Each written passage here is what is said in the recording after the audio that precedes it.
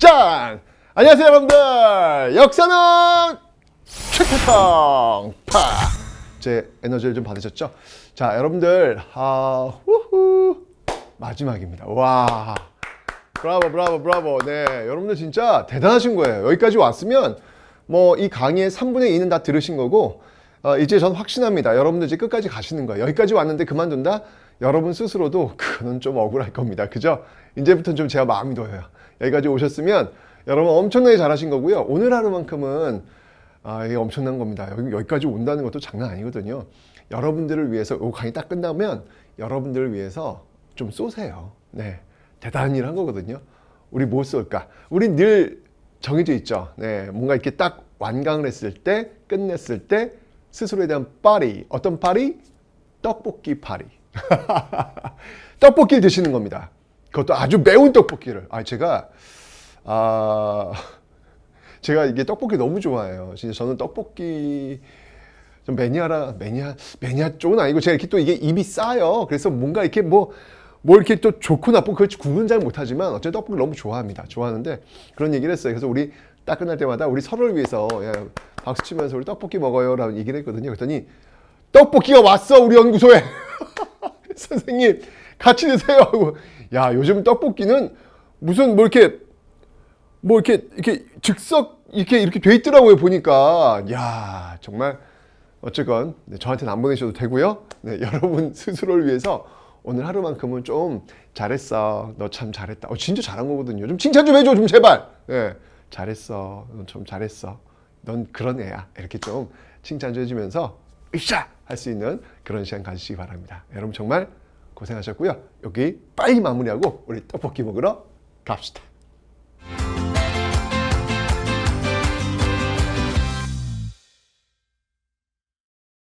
자, 이제 우리가 조선 후기 마지막 파트를 배워봅니다. 전근대의 마지막이죠.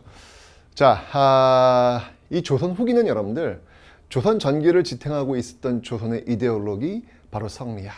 네, 그 성리학으로서는 도저히 설명할 수 없는 그런 시기. 왜? 신분제가 일단 동요하고 있었고요.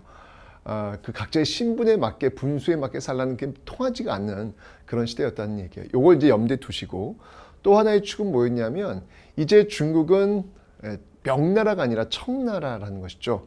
즉 오랑캐가 세운 나라, 뭐 이런 인식이 그 당시에 있었다는 얘기예요. 그러니까 우리 조선은 그 청나라를 없인 여기는 겁니다. 니네들은 오랑캐 따위가 뭐 이렇게 나온다는 이야기죠. 그러면서 자연스럽게 우리에 대한 어떤 그 자긍심, 자부심, 우리는 너희들 오랑캐와는 좀 다른 선진적인 그런 사람들이야 라고 하는 의식이 팽배하고 있었던 게 또 역시 마찬가지 조선 후기라는 거. 요걸 염두에 두시라는 이야기예요. 성리학으로는 도저히 설명할 수 없다. 그리고 우리의 어떤 그 자부심, 이런 것들이 굉장히 뛰어났던 시기, 이게 조선 후기다라는 걸 염두에 두시고 이 시기를 바라보시기 바랍니다. 자, 먼저 여러분들, 성리학, 성리학은 도저히 설명할 수가 없는 그런 시대가 됐습니다. 그래서 이 조선의 문화, 후기 문화 파트가 되겠습니다. 후기 문화 파트인데요. 이 성리학의 어떤 그 대안이 나올 수밖에 없어요, 지금요. 성리학으로서는 도저히 설명할 수 없는 어떤 그런 모습들이 지금 나타나고 있거든요. 자, 어떤 그 대안들이 있는지 한번 그 내용들을 한번 좀 지금부터 한번 살펴보도록 하죠. 성리학의 대안들은 과연 무엇이 있었을까? 자, 갑니다. 자, 먼저 여러분 첫 번째는요. 양명학이라고 하는 대안이 등장을 합니다. 자, 양명학은 과연 뭘까요? 양명학. 자, 양명학은요, 이거는 말 그대로 명나라에서 굉장히 유행했던 그런 학문이에요. 이 핵심은 뭐냐면요, 바로 지행합의를 강조합니다. 지행합의, 아는 것과 행합은 같아야 된다라고 해가지고 굉장히 실천을 강조하는 모습이다라고 하는 것을 기억해 놓으시면 되겠습니다. 그러니까 무슨 말이냐면 이거예요. 성리학이라고 하는 굉장히 그 우주의 그 원리와 그 인간의 어떤 심성을 연관으로 하는 철학이란 말이지, 굉장히 관념적이에요. 어떤 본질을 추구한단 말이지. 그러니까 예를 들면 사과가 있어. 사과를 딱 놓고 이 사과의 본질은 무엇일까? 이거 왜 이렇게 색깔이 빨간 것일까? 맛은 어떤 것일까? 뭐 이렇게 보는 게 성리학이라면 양명학은 이제 그만두란 얘기예요. 그 본질 추구해서 뭘 알 수 있냐는 것이죠. 사과의 본질 알고 싶어? 그럼 먹어보라는 거예요. 먹어보면 맛을 알 것이고 식감을 알 것이고 느낌을 알 거 아니냐. 그렇게 공부하는 거다라고 이야기하는 겁니다. 그래서 실천을 강조하는 어떤 그런 양명학 이런 것들이 좀 유행하고 있는데 이걸 이끌었던 인물이 누구였냐면요. 바로 정제도. 정제도라는 인물이 특히 강화도에서 이 강화 학파를 이끌면서 바로 이렇게 양명학을 발전시키고 있다라고 하는 것을 여러분 좀 기억을 좀 해놓으시면 되겠습니다. 됐죠? 자, 양명학 말고요. 진짜 중요한 게 있죠. 바로 실학, 조선후기 새로운 어떤 성리학의 대안으로 실학이 등장하는데 요거는 핵심이 실사구시입니다. 그러니까 쉽게 얘기하면 이거예요. 실사구시. 그러니까 우리 실생활에서 써먹을 수 있는 학문. 사과의 본질은 무엇인가? 이게 이런 거 필요 없고 이 사과를 키우려면 어떻게 해야 되는 건가? 이 맛있게 빨갛게 키우려면 어떻게 해야 되는가에 대한 학문 그런 거 하자는 얘기예요. 왜 사과의 본질은 본질 알아서 뭐하게? 뭐 이렇게 나오는 얘기죠. 사실 본질을 알아도 의미가 있겠지만, 그러니까 워낙 이게 너무 치중 게 있으니까 성리학이라고 게 너무 관념적인 치중 게 있으니까 그에 대한 어떤 그 반대급부로서 우리 실생활에 필요한 어떤 그런 학문으로서의 실사고시 실학이 등장하더라라는 얘기입니다. 그래서 이번 시간에 여러분 실학에 대해서 좀 더 자세히 한번 살펴보도록 하겠습니다. 자, 과연 이 실학은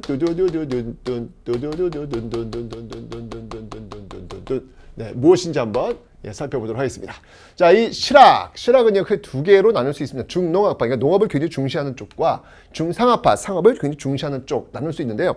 이 중상학파를 다른 말로 뭐라고 얘기하면 북학파라고도 합니다. 요거 북학파. 그러니까 북학파라고 하는 것은 바로 여기서 이야기하는 이 북이라고 하는 것은 바로 청나라를 얘기하는 거예요. 가만히 있어봐. 그 이전에 있었던 북벌 있습니다. 북벌은 청을 정벌하자는 거잖아요. 효종 때 송시열과 함께 주장했던 것. 그런데 시간이 지나서 이제는 청으로부터 배우자라는 거예요. 청을 배우자라고 하는 어떤 그런 어떤 모습들이 지금 나타나고 있다라고 하는 거 기억해 놓으시기 바랍니다. 물론 이제 청은 오랑캐야. 오랑캐 따위인데 그래도 그들 중에서 배울 건 배우자는 얘기야. 그렇다고 해서 그들이 우리가 뛰어나다는 얘기 아니야. 그냥 이렇게 좀 실용적, 실상적 어떤 삶 속에서 보니까 좀 난 게 있는데 좀 배우자 뭐 이런 어떤 그 관점으로 접근하시면 되겠습니다. 자, 그러면 이제 중농학파와 중상학파 좀 한번 볼 텐데, 자, 중농학파를 대표하는 사람들은 유형원, 이익, 정약용 이런 사람을 들 수 있어요.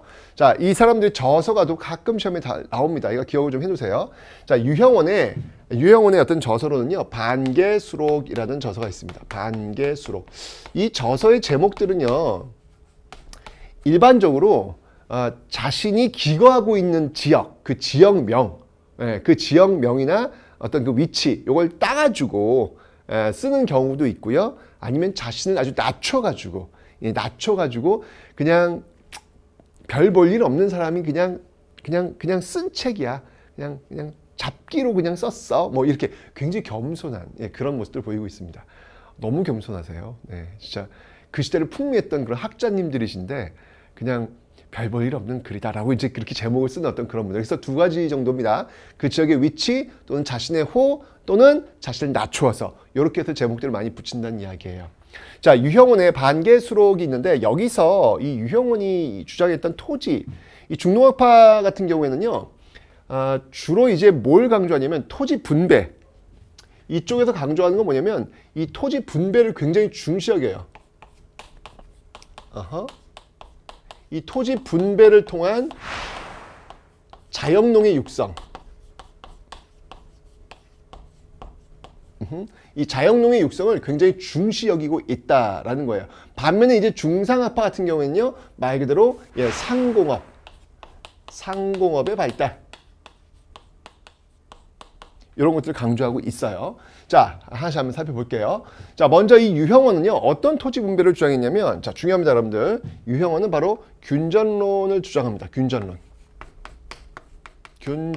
자, 균전론 뭔지 한번 살펴보죠. 말 그대로 토지를 균등하게 나눈다는 이야기예요. 자, 그런데 이 당시 실학자들, 그러니까 이 당시를 살던 사람들에게 균일하다라고 하는 것은 우리가 생각하는 균일하다와는 좀 달라요. 균등이라는 분배는 뭐냐면 이 당시 신분제도잖아. 그러니까 신분제도에 맞는 균등이에요. 우리처럼 똑같이 n분의 1이 아니란 말이에요. 이 사람들의 n분의 1과 우리의 n분의 1은 달라. 어쨌건 균전론에서는 뭐 어떻게 하냐면 토지가 있어. 그러면 일단 관리에게 이만큼 주는 거예요. 관리에게 이만큼 주고 그 다음에는 선비들에게 또 이만큼 주고, 예, 그 다음에는 농민들한테는 요만큼 주고, 아하. 이렇게 1, 2, 3 이렇게 크기가 다르죠, 여러분들. 그죠? 근데 이게 균등한 거야. 이 사람들한테는 이게 균등한 거야. 어쨌건 이렇게 해서 나눠주자라는 어떤 주장을 하고 있습니다, 유영훈이. 그런데 이게 지금 실현 가능성이 있으려면 일단 토지를 다 몰수해야 돼요. 그래야 나눠줄 거 아니야. 근데 토지 소유자들이 가만히 있겠냐고. 가만히 있을 리 없죠. 그죠? 이거 거의 사회주의급이야. 물론 이제 사회주의는 나눠서 n분의 1이겠지만 이거 굉장히 과격한 거잖아요. 그러니까 실현 가능성이 없단 말이에요. 그래서 그의 제자였던 이익이 스승님, 야, 이런 거는 너무 실현 가능성이 없으면 너무 과격합니다. 좀 다른 대안 제가 한번 제시해 볼게요. 라고 해서 냅니다. 이익 같은 경우에는요, 예, 저서로서는 유명하죠. 성호 사설. 성호 이익. 예, 사설. 그냥 잡담한 어떤 그런 이야기라는 얘기예요. 뭐 그렇게 뭐 대단한 거 아닙니다. 이제 이렇게 보여주고 있는 것이죠. 제가 얘기했죠. 책 제목은 자신의 지역, 그다음에 호, 그다음에 잘 낮춰서 뭐 이렇게 쓴다라고 설명드렸습니다. 자, 이게 성호 사설인데 여기서 이제 뭘 주장하냐면 이익에서는 바로 한전론을 들고 나와요. 한전론. 말 그대로 토지를 제한하는 거예요. 토지를 제한하는 어떤 그런 건데 여기는 뭐가 설정되냐면 영업전이라는 게 설정이 돼요. 영업전. 이 영업전은 뭐냐면 말 그대로 영업전이라고 하는 것은 뭐냐면요.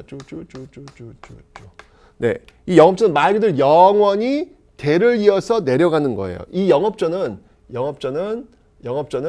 네, 사거나 팔 수가 없어요. 매매가 불가합니다.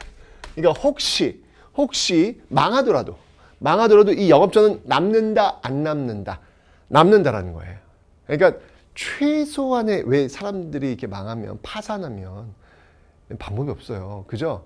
근데 이렇게 영업전이 설정되면 적어도 최소한 생계 유지는 가능하다 하잖아요. 그래서 영업전 설정하고 나머지 토지를 시간이 흘러가면서 서서히 나누어주는 점진적 방법을 통해 가지고 이런 자연농동을 육성하자라고 주장하는 게 바로 이익의 성호사설. 그러니까 이익의 한전론에서 지금 주장되고 있다라고 하는 거 기억하시면 되겠습니다. 그 다음에 또 이제 이익의 영향을 받았는 게 이렇게 쭉 나오는 거예요. 유형원, 이익, 정약용. 정약용대 가면 굉장히 또 급진적인 어떤 건 토지제도 나옵니다. 우선 이 정약용 하면 여러분들 1표 2서 기억나시죠? 자, 정약용 하면 이제 1표 2서. 자, 뭐가 있을까요? 자, 먼저 1표 경세유표. 그 다음에 2서 목민심서. 그리고 흠흠심서. 그래서 경세유표, 목민심서, 흠흠심서 해가지고 1표 2서 뭐 이게 대표적인 그런 저서라고 이야기합니다. 이 정약용이 주장했던 토지 제도는 뭐가 있냐면요, 예, 바로 여전론이라는 게 있습니다. 여전론. 자, 여전론은 뭐냐면 이 여는 뭐냐면 마을 여자예요. 그러니까 그 마을이 그 토지를 갖고 있는 거예요. 그러니까 한 사람이 갖는 게 아니라 그 마을이 갖고 있는 거예요. 마을 전체가 갖고 있는 거예요. 그래서 이 토지를 마을이 공동으로 소유해요. 공동으로 소유해가지고 농사 지어. 그런 다음에 노동량에 따라서 분배해. 결과물은 노동량에 따라서 분배해. 요게 바로 여전론이에요.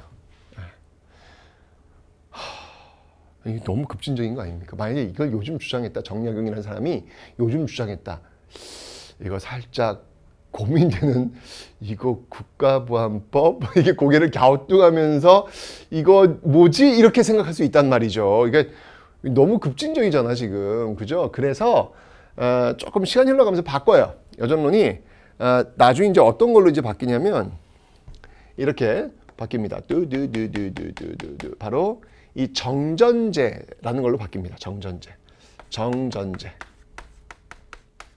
자, 정전제는 뭐냐면 여러분들 이 우물정자예요. 우물정자. 여러분 우물정자 기억나요? 그 휴대폰의 샵 버튼. 이렇게 샵 버튼. 오케이? 예. 그런 다음에 요 가운데는 공동으로 요건 이제 나머지는 다 따로따로 갖는 거예요. 예, 개인이 소유해. 예, 예, A라는 농민, B라는 농민, C라는 농민 뭐 이렇게 다 개인이 이만큼씩 가져가요. 그다음에 가운데 있는 요거는 같이 경작해가지고 여기서 나오는 농작물은 세금으로 내는 거야. 아, 요게 바로 이제 정전제의 어떤 시스템을 지금 갖추고 있다라고 하는 거. 어쨌든 보시면 알겠지만 중농업화들은요 바로 이런 여러 토지 제도를 통해 가지고 이렇게 바로 자영농을 어떻게든 육성하려고 노력하는 모습들, 이런 모습이 나타나고 있다는 얘기죠. 그죠? 이겠잖아. 이 당시 학문은 뭐냐면 잘 먹고 잘 살 수 있는 길이 뭐냐에 초점을 맞추고 있는 거예요.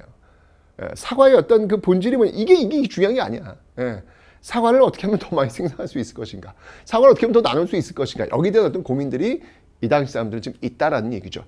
반면에 중상학파 볼게요. 자, 중상학파 같은 경우에는 이 상공업을 굉장히 중시 여기고 있습니다.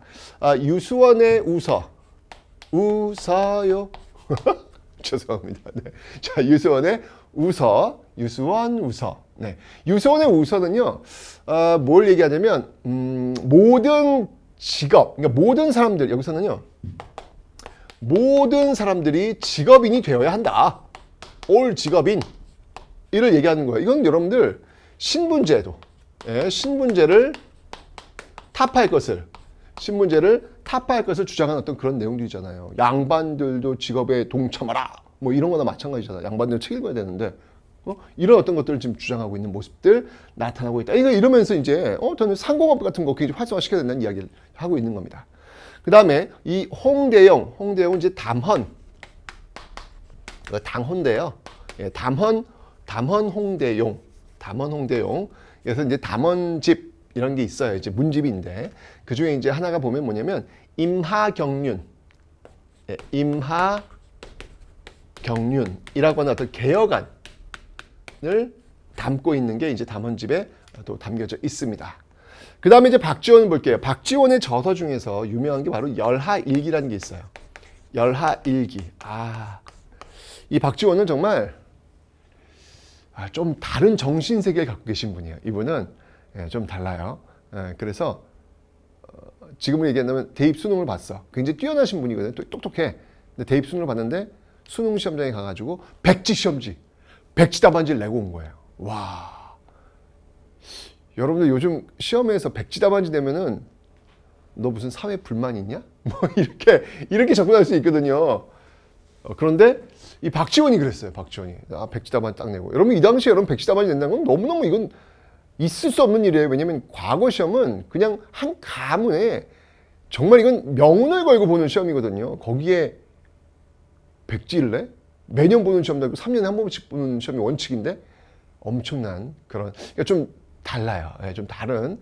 그리고 이제 글 쓰는 것도 아주 자유로우니까 뭐 이제 예를 들면 이런 거예요. 뭐 이렇게 우리 뭐 카톡 같은 거 할 때문에 반가 요즘 이런 말 안 쓴다고 하더라 보니까 어쨌거나 뭐 그런 말 쓰잖아요. 그런 거 많이 써요. 그런 거. 이 박지원이 나중에 이제 좀 설명드리겠지만 한문 소설 같은 거 많이 쓰거든요. 굉장히 자유로워요. 자유로운 영혼이에요. 얼미지 않아. 정조가 이제 문체반정이라 그래가지고 이런 어떤 그 글에 있어가지고 이제 나중에 제가 설명드리면 문체반정이라 가지고 이게 뭐냐 이게 글씨가 이미 이게 반가가 뭐냐 반가가 반갑습니다 이렇게 써야지 이게 뭐냐 이건 말이 안 된다라고 하면서 박지원한테 반성문수라 그래요. 문체반정이라고 하는데 결국 안 써요 박지원은요. 네, 뭐 벼슬에 뭐 그렇게 관심 없어요 박지원은. 참 자유로운 어떤 그런 영혼으로 자유롭게 살았던 그런 인물이 아닌가. 그 박지원이 근데 꼭 하고 싶었던 게 있어. 그게 뭐냐면 중국 한번 갔다 오는 거야. 중국 한번 둘러보는 거. 근데 갔다 왔어요. 친척의 어떤 도움을 받아가지고 같이 갔다 와서 쓴 게 이 열하가 이제 중국 갔다 와 쓴 그 일기 기행문이와 마찬가지거든요. 열하 일기를 쓰게 되는데 여기서 이제 이 박지원이 뭘 주장하냐면 야 이거 대단하다. 이 청나라 북학파라 그랬잖아요. 여러분 청나라 갔다 왔더니 볼 거 많더라. 특히 이 수레 선박 이런 거 우리도 적극적으로 이용해야 되겠더라 라는 얘기를 하고 있습니다. 그러니까 이 당시 실학자들의 관점은 뭐냐면 박지원이 우리도 수레를 쓰자라고 했을 때 기존에 있었던 우리나라에 있었던 많은 그 관료들의 생각은 뭐냐면 아니 길이 있어야 수레를 쓰지 우린 길이 없는데 무슨 수레를 쓰냐 이런 관점이에요. 근데 박지원은 뭐냐면 달라요. 수레를 쓰면 길이 만들어진다는 거예요. 그죠, 여러분들? 네. 일단 쓰자는 거예요. 그래야 길이 만들어진다니. 쓰지도 않는데 어떻게 길이 만들어? 그런 길이 없지. 발상의 전환이라는 거죠. 그죠? 그래서 이런 수레와 선박 이용인데 이게 진짜 이런 건 딱 보니까 굉장히 앞을 바라보는데 이런 느낌이 들어요. 왜냐면 지금 우리나라 자동차, 선박, 조선 이거 세계 1, 2등이잖아요. 그죠? 이런 거 보니까 벌써 선견지명 이런 어떤 모습들이 나온 건 아닌가라는 생각이 듭니다. 박지원의 열하일기였고요. 그 다음에 이제 박제가가 있습니다. 이 박제가의 저서가 뭐냐면 이게 이제 여러분들 기억하시라는 거예요. 북학의. 바로 이 북학의라고 하는 이름을 따서 이들을 우리는 북학파다라고 얘기하는 거예요. 북학파다라고 얘기하는 겁니다. 여러분 잘 알고 있겠지만 이 박제가가 누구냔 말이에요. 박제가. 이 박제가라고 한다면 자 한번 가보도록 하죠. 어떤 사람일까요? 자 먼저 여러분들 우리 기억날 거예요. 예, 규장각 검서관. 규장각 검서관으로 등용되었던 인물이고요. 네, 서얼 출신입니다. 첩의 자식이다 라는 것 일단 좀 기억해 놓으시면 되겠습니다. 그죠? 이 사람은 여러분들 이 백타파라고 합니다. 백타파. 백타파라고 하는 것은 뭐냐면 여러분 지금 탑골공원 있죠. 예, 거기 보면 원각사지 10층 석탑이 있는데 그 주위에서 모여가지고 어떤 그 조선 후기 어떤 그 역사, 조선 후기 어떤 그 문화, 사회 이런 것들을 논했던 어떤 실학자들 대표적인 인물이 바로 이제 박제가 이런 인물들이 지금 백타파다라고 이야기를 하는 거예요. 이런 어떤 그 주장 속에서 똑같아요. 앞에 있었던 수레라든지 선박이라든지 이런 거 이용해야 된다. 라고 주장하는 어떤 그런 모습들이 있다라는 거 기억해 두시고요. 뭐니 해도 이 박제감이 여러분 이걸 꼭 기억하셔야 합니다. 뭐냐면 박제가 주장한 게 있어요. 이게 뭐냐면 바로